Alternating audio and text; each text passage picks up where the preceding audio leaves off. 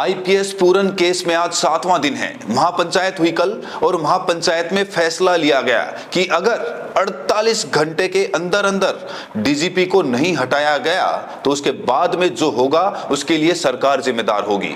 ये कहा गया महापंचायत में, ये कहा गया महापंचायत के अंदर कि 5 लाख सफाई कर्मचारी नौकरी छोड़ देंगे। यानी एक तरीके से आर या पार का ऐलान होता हुआ दिखाई दे रहा है। इस महापंचायत में क्या कुछ हुआ है, महापंचायत में कौन कौन से बड़े फैसले हुए हैं और सरकार की तरफ से अभी तक इस मामले को लेकर, आईपीएस पूरन के मामले को लेकर क्या कुछ कहा गया है। और आईपीएस पूरन की पत्नी आईएएस अमनीत कुमार, उनकी भी एक वीडियो निकलकर सामने आई है जिसमें उनके हाव भाव, उनके शब्द बहुत कुछ बयां कर रहे हैं, वो भी मैं आपको बताऊंगा। और इस खबर में बात करेंगे, एक और खबर निकलकर सामने आई है जहां पर एक पिछड़े समाज से आने वाले युवक को एक ब्राह्मण के पैर धुलवाकर उसका पानी पिलवाया गया और कहा गया कि कहो कि हम समस्त ब्राह्मण समाज से माफी मांगते हैं। इस देश में बीजेपी के राज में वो जो घटना मैं आपको बताने वाला हूं वो बीजेपी की डबल इंजन सरकार की ही है।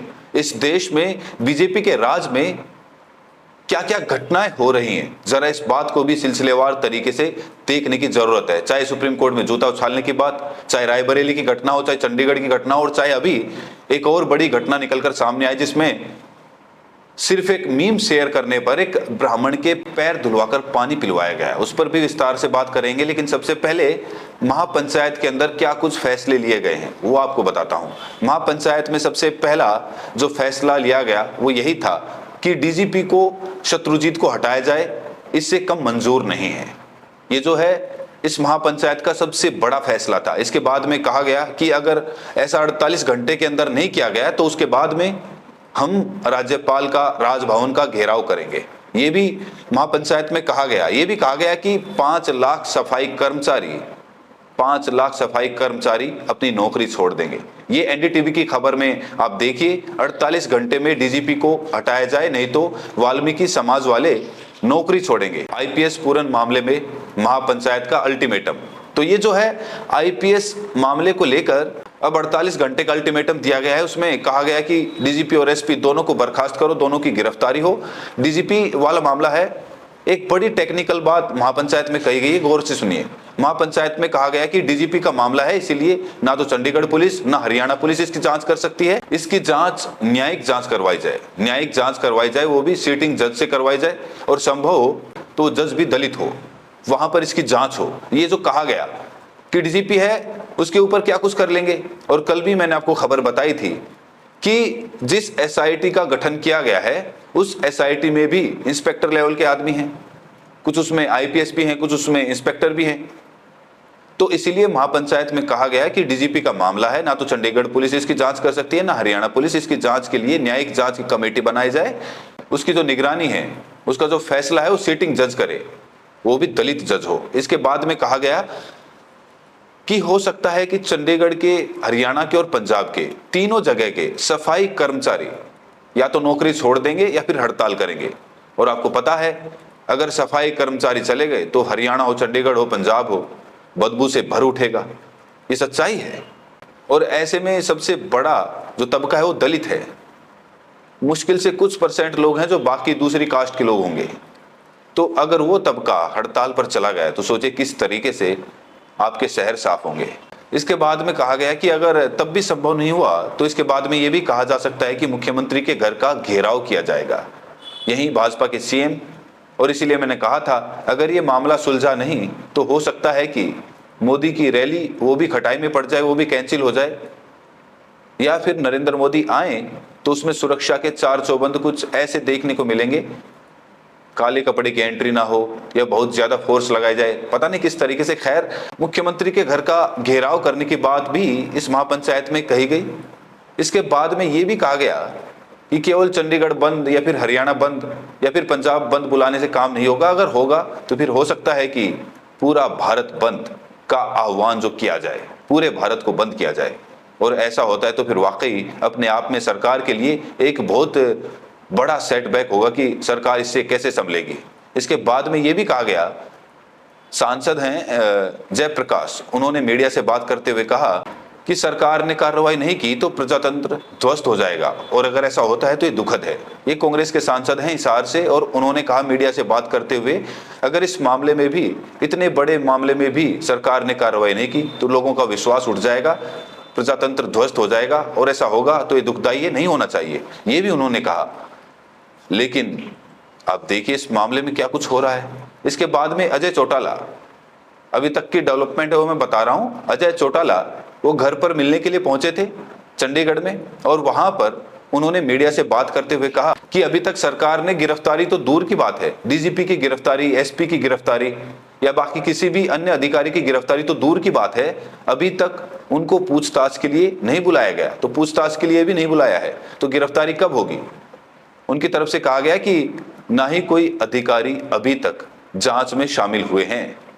तो एसआईटी बना दी गई है, लेकिन जांच में कोई अधिकारी शामिल ही नहीं हो रहा है, तो बताइए जांच कैसे पूरी होगी? किसी व्यक्ति से जांच ही नहीं की जाएगी तो जांच पूरी कैसे होगी? ये अजय चौटाला ने कहा, ये बड़ा आरोप है। और इस केस में सरकार की तरफ से अभी जो डेवलपमेंट आया है वो बता देता हूं। सरकार ने इस केस में जो एसआईटी बनाई है, उस एसआईटी ने SC/ST की नई धारा जोड़ी है, जो परिवार की तरफ से मांग की गई थी, जिसमें 3(2) की धारा जो है वो जोड़ी गई SC/ST के नए प्रावधान के तहत। IPS पूरन की जो पत्नी है वो IAS है, और वो जाहिर सी बात है आपसे हमसे कहीं ज्यादा कानून को समझती हैं, बारीकियों को समझती हैं, और उनकी मांग थी, उनकी इस छोटी मांग को सरकार ने माना है। लेकिन अभी भी जो गिरफ्तारी वाली बात है वो ज्यों की त्यों है, अभी भी 7वां दिन है, पोस्टमार्टम नहीं हुआ है। और सोचिए कितना दुर्भाग्यपूर्ण है कि 7 दिन से किसी सीनियर IPS अधिकारी का, किसी DGP लेवल के अधिकारी का शव रखा गया है, पोस्टमार्टम तक नहीं हो पा रहा, क्योंकि परिवार विश्वास नहीं कर पा रहा, परिवार को सरकार आश्वासन नहीं दे पा रही जो परिवार को चाहिए।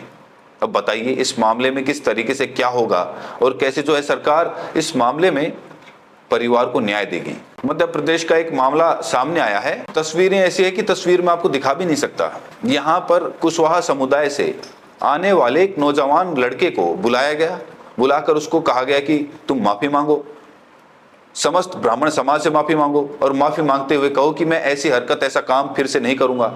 और फिर उसके बाद में वहीं पर सबके सामने वीडियो बनवाते हुए, माफी मंगवाते हुए उसने माफी भी मांगी। उसके बाद में कहा गया कि पैर धो इस ब्राह्मण लड़के के, उसके बाद में पानी पियो। सोचिए ये भारत में हो रहा है, 2025 में हो रहा है। मोदी जी के डबल इंजन की सरकार है, मध्य प्रदेश में मोहन यादव वहां पर मुख्यमंत्री है, वहां पर हो रहा है। चुनाव से पहले भी एक आदिवासी युवक के ऊपर पेशाब करने का मामला सामने आया था। मध्य प्रदेश में ऐसी कितनी घटनाएं निकलकर सामने आती हैं। और सबसे बड़ी बात यह है कि मोदी जी कहते हैं कि सबका साथ सबका विकास, और कुछ लोग कहते हैं कि नहीं, हम जाति जाति नहीं जबरदस्ती आरक्षण को लेकर सर पर लेकर ढो रहे हैं। लेकिन ये स्थितियां क्या बयां करती हैं? ये मामला मध्य प्रदेश का धामों का है। रणविजय ने लिखा कि मध्य प्रदेश में युवा समाज के लड़के को ब्राह्मण समाज के लड़के का पैर धुल करके पानी पीने के लिए मजबूर किया गया। कुशवाहा लड़के से यह भी कहलवाया गया कि वो जिंदगी भर ब्राह्मण समाज की पूजा करेगा। दरअसल ब्राह्मण लड़का अनुज पांडे गांव में अवैध शराब बेचता था, पिछले दिनों पकड़ा गया। इसके बाद में पुरुषोत्तम कुशवाहा जो कि पीड़ित है, उसने सोशल मीडिया पर AI से बनाई अनुज पांडे की तस्वीर डाल दी, जिसमें अनुज को जूते की माला पहने हुए दिखाया गया। इस पोस्ट से गांव का ब्राह्मण समाज नाराज हो गया। फिर कुशवाहा समाज के लड़के को ये सजा दी गई, उससे अर्धदंड के तौर पर 5100 रुपये लिए गए। जरा ये वीडियो देखिए। हालांकि उस लड़के की सफाई भी आई है, वो भी बताऊंगा, जिसने पैर धुलवाए थे। लेकिन सबसे पहले ये वीडियो देखिए। आज के बाद जब फिर जाओ, कभी गलती नहीं करेंगे भैया, गलती दोबारा नहीं करेंगे। महाराज जी हमसे गलती हो गई, महाराज जी हमसे गलती हो गई, आज के बाद ऐसी गलती कभी नहीं करेंगे। हम आपको चंगा मत पी रहे हैं, पाँव को धो के हम आपको चंगा मत पी रहे हैं, पाँव को धोकर, ठीक। और आपको 5100 रुपया डांड भी दे रहे हैं, 5100 रुपया डांड भी दे रहे हैं। और वो लोग पकड़ने हमने एडिट करके गलत डाली थी, क्या कहो। वीडियो हमने बनाई थी अंजू पाड़े की AI से बनाई थी हमने खुद, और हमने डाली थी। 10-12 जनों ने देखी थी, बाकी स्क्रीनशॉट लेकर फैलाई आदमी। और मेंशन भी करो तो तुमने उनके नाम बताओ जो जो तुमने मेंशन करी। बात तो छोड़ो, वही की गलती आज हम मना रहे, वही की गलती आज हम मना रहे हैं। ऐसा कुछ हुआ है ना ही ऐसा कुछ हुआ है। वो जो तुमने व्यक्तिगत कृत्य किया है ये सार्वजनिक किसी ने नहीं किया क्या बात तो जरूर बोलो, या तो जरूर बोलो। समाज वालों ने नहीं हमने जो व्यक्तिगत कृत्य किया है आइंदा ऐसी गलती कभी नहीं होगी। सब ब्राह्मणों के हमसे सुनो, सब ब्राह्मणों की सामाजिक स्तर से हम सबके चरण वंदन करते हैं। सब चाहे तो है या नहीं है, समझ रहे, चाहे है चाहे नहीं है, सब लोगों के ब्राह्मण समाज से हम माफी मांगते हैं। सुनो एक मिनट, जो अगर रुक जा उस सही से पहले बता बोल रहे हैं, बता दो क्या तो बोल रहे हैं, फिर वीडियो बनवा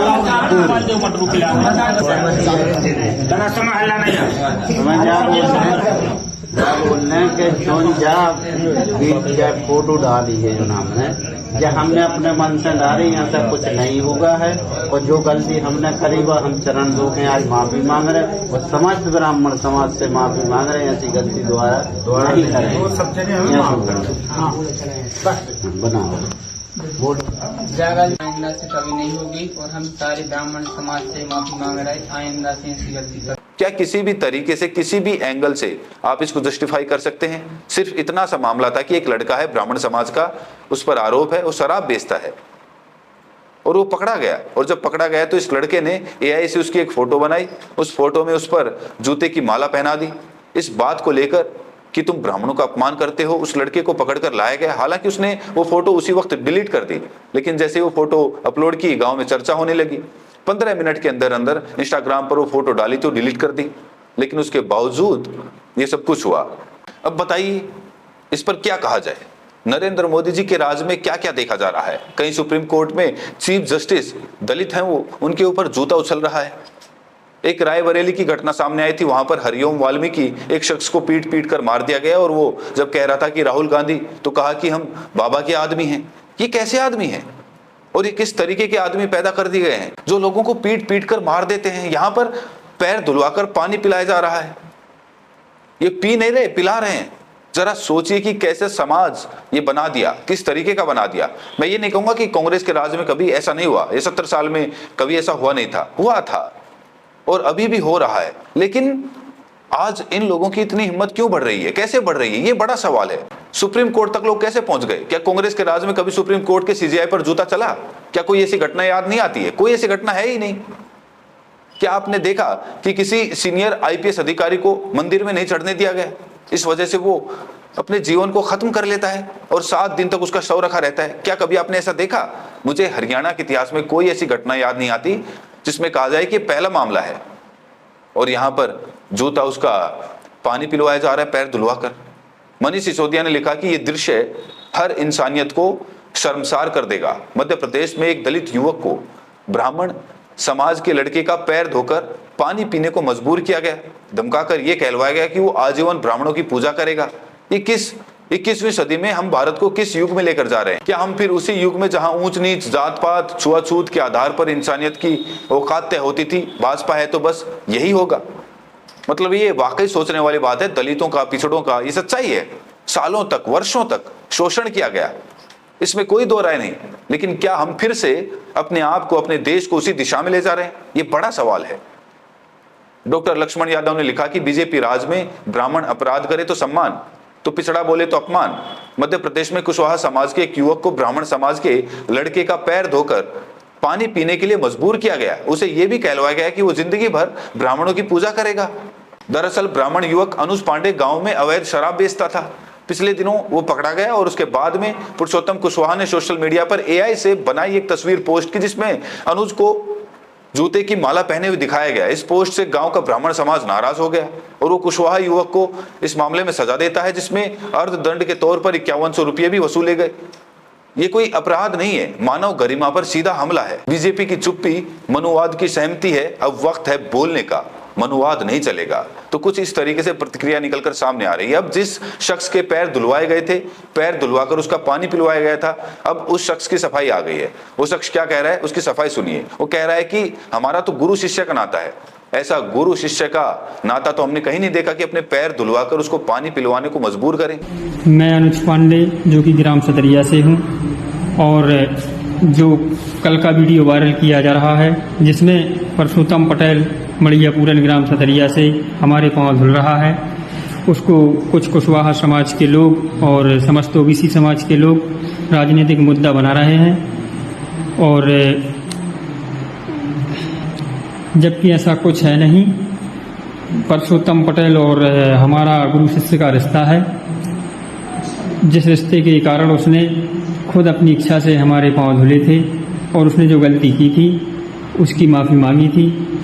और अगर कुशवाहा समाज को हमारे पांव धुलवाने से दिक्कत हो रही है तो मैं उसके लिए क्षमा प्रार्थी हूँ, और समस्त कुशवाहा समाज व ओबीसी समाजवासियों से मैं कहना चाहता हूँ कि उस वीडियो को अफवाह ना बनाया जाए और उस वीडियो के जरिए कोई राजनीति मुद्दा ना किया जाए। अब बताइए इसके बाद में क्या ही कहा जाए। और अगर ये लड़का किसी दूसरे समुदाय से होता और वो लड़का जो पीड़ित लड़का है वो दूसरे समुदाय से होता, मामला कुछ और होता, तो ना जाने क्या क्या होता। लेकिन अब इस मामले पर कितनी चुप्पी है, कौन इस मामले पर बात कर रहा है, मीडिया में इस खबर पर कितनी चर्चा हो रही है, ये सब आपके सामने है। आईपीएस पूरन के केस में महापंचायत ने फैसला सुना दिया है। अब इंतजार है 48 घंटे का। 48 घंटे में क्या डीजीपी की गिरफ्तारी होती है, क्या सरकार जो है बीच का रास्ता निकालती है, ये देखने वाली बात है। लगातार मेरी इस खबर पर नजर बनी रहेगी और जैसे कोई अपडेट आएगा मैं तुरंत आप तक पहुंचाने का काम करूंगा। शेयर कीजिए इस खबर को और कमेंट बॉक्स में जरूर बताएं कि आप ये वीडियो कहां से देख रहे हैं। बहुत बहुत शुक्रिया।